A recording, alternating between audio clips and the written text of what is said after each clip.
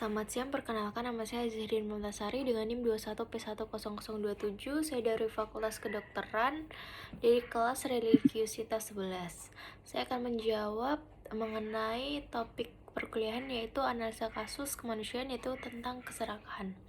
Saya akan menjawab beberapa soal, tapi sebelum menjawab saya izinkan saya untuk berdoa terlebih dahulu. Saya akan berdoa dengan agama saya, yaitu agama Islam. Boleh dimulai. Doa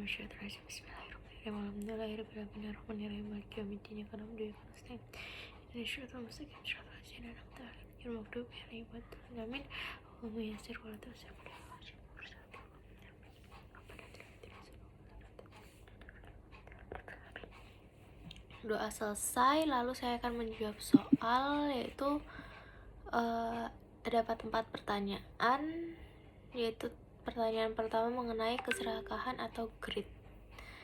Lalu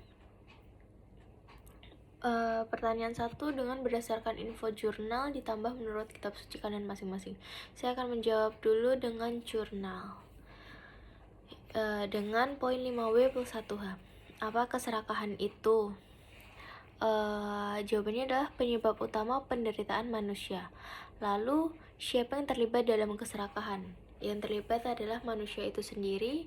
Lalu, mengapa keserakahan bisa terjadi? Keserakahan bisa terjadi karena prinsipnya manusia punya kecanduan, yang dimana kecanduan berkaitan dengan keserakahan. Seperti contohnya, manusia kecanduan dalam hal kenikmatan atau hedonisme dapat membuat manusia menjadi serakah. Lalu selanjutnya, kapan keserakahan timbul?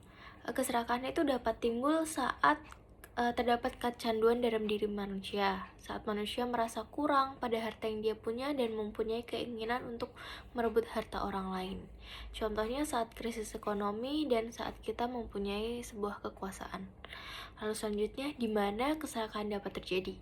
Keserakahan itu dapat muncul di mana saja, contohnya adalah negara yang menerapkan kapitalisme.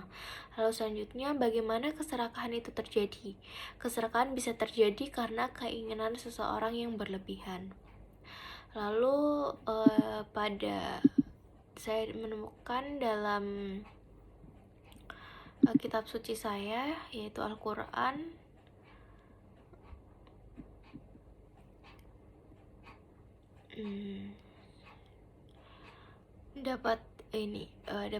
saya mendapat itu,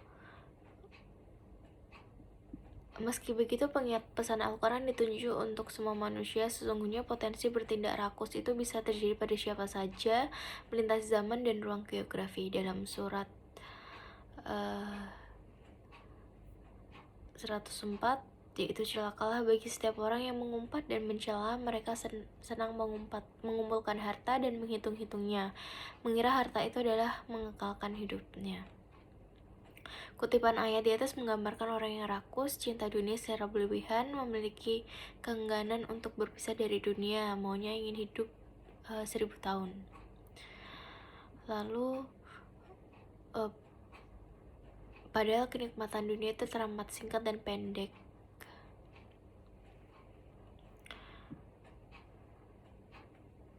Lalu selanjutnya, dalam Al-Quran surat 89 ayat 17 sampai 20, terdapat sekelompok orang yang merampas harta anak-anak yatim dan memakan harta sebuah bangsa dengan sangat tamaknya. Nafsu cinta pada dunia berlebihan, Allah mengancamnya dengan neraka jahanam. Ini sebuah ungkapan yang sangat keras menunjukkan kebencian Allah pada sikap rakus karena merusak harmoni sosial dan keseimbangan lingkungan hidup. Lalu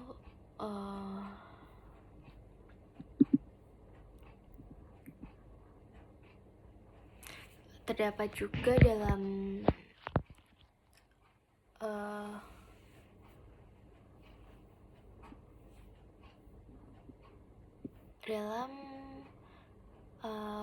hadis riwayat Bukhari.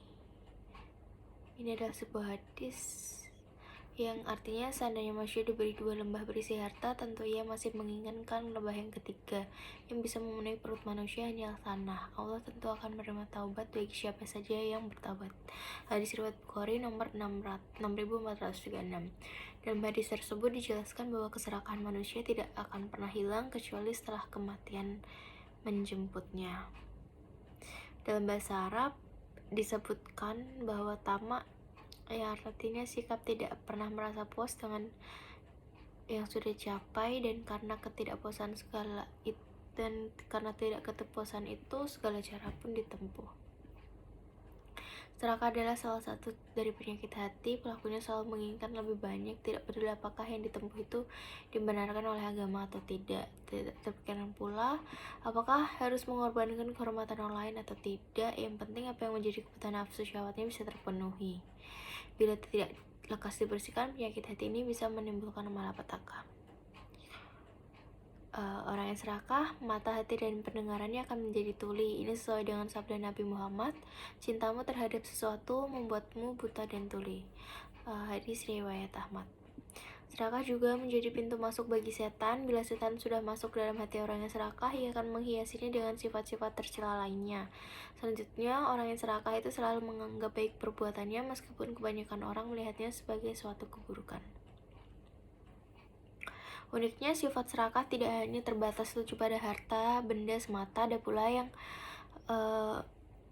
Ada pula orang yang serakah kepada wanita maupun jabatan. Keserakahan inilah yang kini menjadi malapetaka besar bagi umat manusia. Dunia yang ideal bisa dibagi secara adil bagi semua makhluk Allah.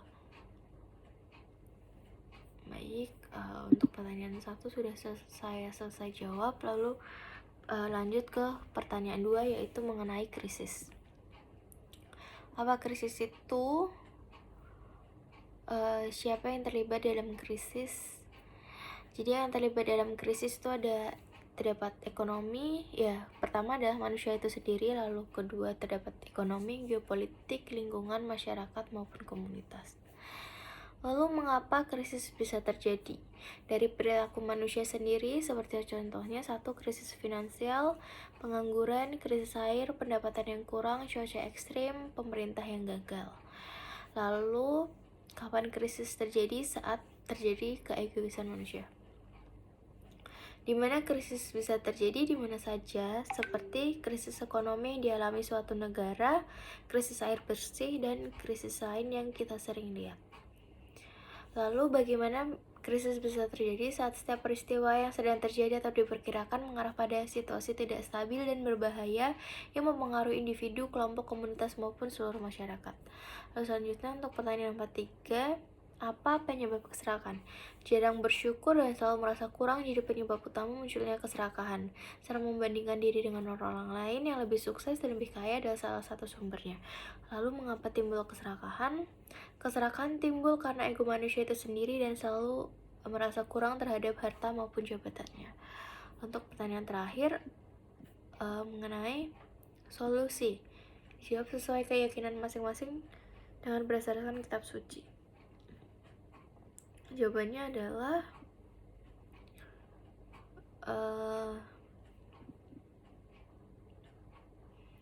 dalam Islam, perkara harta adalah urusan muamalah dan lingkungan sekitar. Jika seorang muslim memiliki harta yang berlebih, maka pada harta itu ada sebagian hak para fakir dan miskin. Karena itulah Allah memerintahkan umatnya untuk mengeluarkan zakat, sedekah, infak, dan lain sebagainya. Salah satu tujuan perintah tersebut adalah untuk meningkatkan kesadaran sosial orang muslim untuk saling tolong-menolong, menghindari sifat serakah, kikir, dan bakil. Hal ini tergambar dalam firman Allah surat Ali Imran ayat 180, janganlah sekali-kali orang yang menjadi kikir dengan apa yang diberikan Allah kepada mereka dari karunia-Nya. Mereka mengira bahwa kikir itu baik bagi mereka, padahal kikir itu buruk bagi mereka. Maka harta yang mereka kikirkan itu akan dikalungkan di leher pada hari kiamat.